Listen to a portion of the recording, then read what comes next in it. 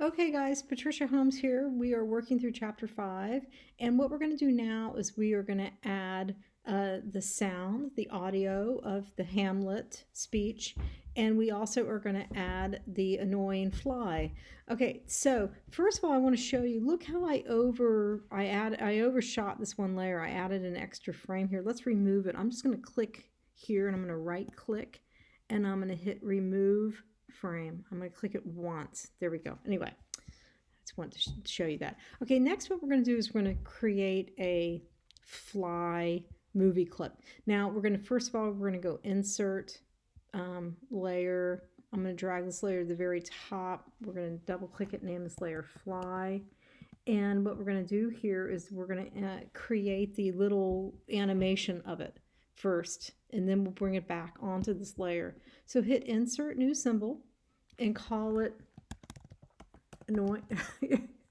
You can call it fly. You can anything you want, it's fly. And you make sure you have movie clipped. Select it and hit OK. And what had happened here is that it just took us to a work area.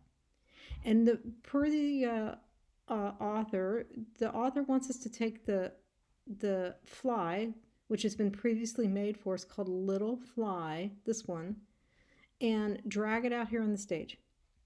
All right, now this is, you can rename this, you can name the, fly. Okay, now what we're going to do is we're going to come over here to frame 120. We're going to press a keyframe here, and we are going to add our classic tween. Now, if you remember in chapter 4 and the other chapters, whenever we added a motion tween, we had a guide. But with a classic tween, you get to draw your guide. So there's some advantages to using a classic tween. You get to draw your guide, and that's exactly what we're going to do. So I want you to pay attention here. See my mouse? You got to come over to this section of the layer and right click and choose Add Classic Guide, Motion Guide. Click that, and you'll see a new layer that jumps up here. This layer wants you to draw your guide. So we're going to grab the pencil tool right here. You got to use pencil. And you can draw your squiggly line, but remember that you cannot overlap it. You cannot overlap this line with itself. It's got to be a line independent. Okay, that's enough. Now what we're going to do is we're going to click on this guide layer. Make sure you use the selection tool. Click on the guide layer, and then take this fly and go to the beginning. Tell the software where the beginning is. Now we're going to come down to the end of this layer, and we're going to click on it, that frame. And we're going to tell the software where the ending of it is. So we're going to put it right here. Oops. Okay, so click, let's add a keyframe right here. There's a keyframe. All right, now let's move this down to the end. Okay, let's hit return, and it's not taking, actually. So I did something wrong on here, and so I'm going to just delete this layer. I'm going to click on it. I think I know what I did, but that's fine. I'm going to recreate it. Right click right here, add guide, click on it. I think I was in the wrong layer. Click on it, draw your pencil, your little squiggly line, but remember it cannot cross over each other. Okay, and there we go. It just clicked on to the beginning of it. Now let's come down to the end of this layer, and let's move this fly down to the end. Excellent. Let's hit return. Oh, I remember why that doesn't work. We got to actually leave this editing mode, and there we go. Okay, now it's working fine. Leave the editing mode to the scene 1 by clicking this arrow, or remember, you can go into Window Scene, click Scene,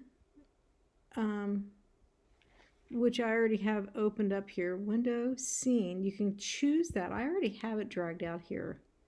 So click Scene 1 to get out of the editing mode. Okay, now we have our flyer layer. We're going to click over here on frame 1, and we're going to drag that annoying fly animation we just built onto the stage. Okay, now let's watch it. The only way we can watch it is to test movie, so click test movie. And there we go. That fly is going the exact path that I told it to, and it's going to keep re-looping. Okay, good. Now, I know your fly is going to be a lot better than mine, the path, but I had to quickly kind of do this. The next thing we're going to do in this particular video is we're going to add the audio file.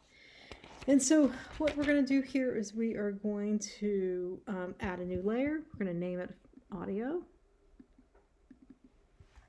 And we are going to come over here, and per the author's instructions, we're going to add a keyframe at the end of this. So add a keyframe, F6, right here. And it's a blank keyframe. There's nothing there. So there's a kind of an empty circle sitting right there. And what we're going to do is we're going to put the sound file onto the stage, and it will populate that. So come over here to the library and choose to be or not. Drag it out onto the stage. Just let go, and you'll see a little red squiggly line. See that red line? I actually added an extra frame here.